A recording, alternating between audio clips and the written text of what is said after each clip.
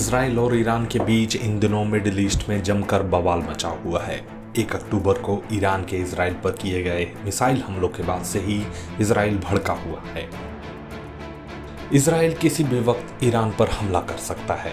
इस बीच इसराइल और ईरान एक दूसरे को लगातार धमकियां दे रहे हैं। जहां इजरायली पीएम बेंजामिन नेतन्याहू ने कहा है कि वो ईरान को इस हमले का मुंहतोड़ जवाब देंगे, तो दूसरी ओर ईरान ने कहा है कि अगर इसराइल ने उस पर हमला किया तो वो इस बार पहले से भी ज्यादा बड़ा हमला करेगा। इस बीच सबकी नजरें इसराइल के अगले कदम पर हैं। इसराइल और ईरान में जारी तनाव के बीच फ्रांस के राष्ट्रपति इमैनुअल मैक्रों ने शनिवार को इसराइल को गाजा युद्ध के लिए हथियारों की खेप रोकने की अपील करके इसराइल को नाराज कर दिया है। फ्रांस के राष्ट्रपति इमैनुअल मैक्रों के इस बयान से इजरायली पीएम भड़क उठे हैं। इजरायली पीएम बेंजामिन नेतन्याहू ने फ्रांस के एक फैसले पर एक वीडियो संदेश में कहा कि मैक्रों को शर्म आनी चाहिए। इसके साथ ही नेतन्याहू ने फ्रांस समेत पश्चिमी देशों को चेतावनी दी है कि वो हथियार दें न दें, लेकिन इजराइल ये युद्ध जरूर जीतेगा। मैक्रो पर भड़कते हुए नेतन्याहू ने कहा है कि सभी सभ्य देशों को इजराइल के साथ खड़ा होना चाहिए, क्योंकि वो ईरान के नेतृत्व वाली बर्बर ताकतों के खिलाफ लड़ रहा है। फिर भी राष्ट्रपति मैक्रों और कुछ अन्य पश्चिमी नेता अब इजराइल के खिलाफ हथियार प्रतिबंध लगाने की बात कह रहे हैं। उन्हें शर्म आनी चाहिए। क्या ईरान हिजबुल्लाह, हुती, हमास और अन्य सहयोगियों पर हथियार का प्रतिबंध लगा रहा है? बिल्कुल नहीं। वो आतंकवाद की धुरी के साथ खड़ा है। जो देश कथित तौर पर इस आतंकी धुरी के विरोधी हैं, वही इजराइल पर हथियार प्रतिबंध की बात करते हैं। यह कितनी शर्मनाक बात है। नेतन्याहू ने अपने वीडियो में आगे कहा कि मेरे पास राष्ट्रपति मैक्रों के लिए एक संदेश है। इजराइल आज के समय खुद को 7 मोर्चों पर बचा रहा है। हम हमास से लड़ रहे हैं, हम हिजबुल्लाह से लड़ रहे हैं, जो 7 अक्टूबर से बड़ा नरसंहार करना चाहता था। हम ईरान से लड़ रहे हैं, जिसने हाल ही में हमारे ऊपर 200 से ज्यादा बैलिस्टिक मिसाइलें दागी हैं। बता दें कि राष्ट्रपति मैक्रों ने कहा था कि मुझे लगता है आज प्राथमिकता फिर से एक राजनीतिक समाधान की है। रक्षा मंत्रालय की वार्षिक हथियार निर्यात रिपोर्ट के मुताबिक फ्रांस इजराइल का एक प्रमुख हथियार सप्लायर नहीं है। बीते साल फ्रांस ने सिर्फ $3.3 करोड़ के सैन्य हथियार इजराइल को पहुंचाए हैं। इस बीच इजराइल और ईरान के बीच जारी तनाव को लेकर एक्सपर्ट्स क्या सोचते हैं, जानिए। अयतुल्ला खोमेनी जो सुप्रीम लीडर हैं ईरान के, उन्होंने एक बड़ा सरमन दिया, मतलब भाषण दिया। सरमन भाषण से थोड़ा ज़्यादा होता है। एक जो लीडर होता है वो अपने मन में जो है बोलता है। तो उन्होंने बोला है कि ये जो हमला किया है इजराइल ने हमास पे, और जो कर रहा है इजराइल इस इलाके में, इजराइल नहीं टिकेगा। उसने कुछ फोरकास्ट दिया है कि ये इजराइल जो हालत में अपना आक्रमण कर रहा है सब जगह पे, और ईरान सपोर्ट करता है हिजबुल्लाह को, हूतीस को, हमास को, तो वहाँ कि इजराइल अब नहीं ज़्यादा दिन के लिए लगेगा। जी, हम नहीं सर। बिल्कुल।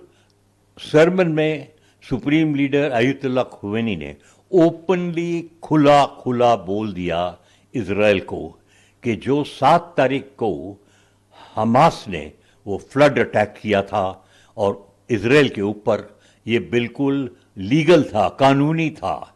अब कैसे उन्होंने समझाया कि मैं समझाऊं कि ये जो था गाजा स्ट्रिप एक छोटी सी जगह है जहां पैलेस्टीनियंस के ऊपर बहुत दुर्घटना होती थी, उनको आना जाना मुश्किल था। तो ऐसा लग रहा है कि जैसे एक कोई टिन में लोगों को भर के रखो, उन्होंने ये कारोबार किया। और कहते हैं कि जब ऐसी हालत होती है, अपनी सुरक्षा के लिए, अपने रहने के लिए अटैक ऐसे आप कर सकते हो। तो वो अयतुल्ला खोमेनी बोल रहा है कि जो उन्होंने किया 7 अक्टूबर में, उनके मन में, और दुनिया को बताते हैं क्योंकि वो लीडर है, सुप्रीम लीडर है ईरान के, कि जो उन्होंने किया है लीगल है, कानूनी है, और इस पर बहुत चर्चा होगी पूरी दुनिया में। सर इसके साथ ही प्रधानमंत्री अध्यक्षता की है, सूत्रों के हवाले से एक खबर आ रही है। पश्चिम एशिया में जो नए सिरे से शत्रुता फैली हुई है उस पर चर्चा की गई है। आपको क्या लगता है, क्या कहेंगे आप? बिल्कुल ठीक। मीडिया ने अनाउंस किया है कि कैबिनेट कमेटी ऑन सिक्योरिटी, जिसमें हमारे प्रधानमंत्री बैठते हैं, उनके साथ defence minister, home minister, finance minister, NSA वगैरह होते हैं, अपनी सुरक्षा की जो committee, cabinet committee on security, security meaning सुरक्षा के लिए सबसे बड़ी कमेटी की बैठक की। क्योंकि जो हो रहा है पूरी दुनिया में, यूक्रेन और रशिया की लड़ाई, और जो मिडल ईस्ट में हो रहा है, ईरान अटैक किया हिजबुल्लाह को, अटैक किया उन्होंने हमास को, अटैक किया उन्होंने हूती को, इससे जो आर्थिक स्थिति है दुनिया की बदलने वाली है। हमारे भारत में भी स्टॉक मार्केट थोड़ा गिर गया है, तेल का भाव बड़ा हो जाएगा, और शिपिंग भी अब सुएज कैनाल से नहीं जा सकी, इंश्योरेंस भी बढ़ जाएगा। तो ये बातें हैं जो सुरक्षा कमेटी ने बैठ के, cabinet committee of the security बैठ के उन्होंने बुलाई है, उनकी ये बातें हुई होंगी। ये हमें पता नहीं चलेगा क्या उन्होंने किया, लेकिन देश की सुरक्षा के लिए कैबिनेट कमेटी ने, सिक्योरिटी ने निश्चय किया होगा कि भारत को सुरक्षित रखने के लिए इस पीरियड में ये जो हो रहा है पूरी दुनिया में, उससे कैसे भारत को चलाना है। तो ये उन्होंने ऑर्डर्स दिए होंगे और उनको पता चलेगा उसके बाद कि भारत में क्या क्या फर्क पड़ता है, अपनी सुरक्षा के लिए हम कारोबार कर सकें। सर अभी जो उत्तरी इजराइल में रॉकेट सायरन की आवाजें गूंज रही हैं सर। बिल्कुल ठीक।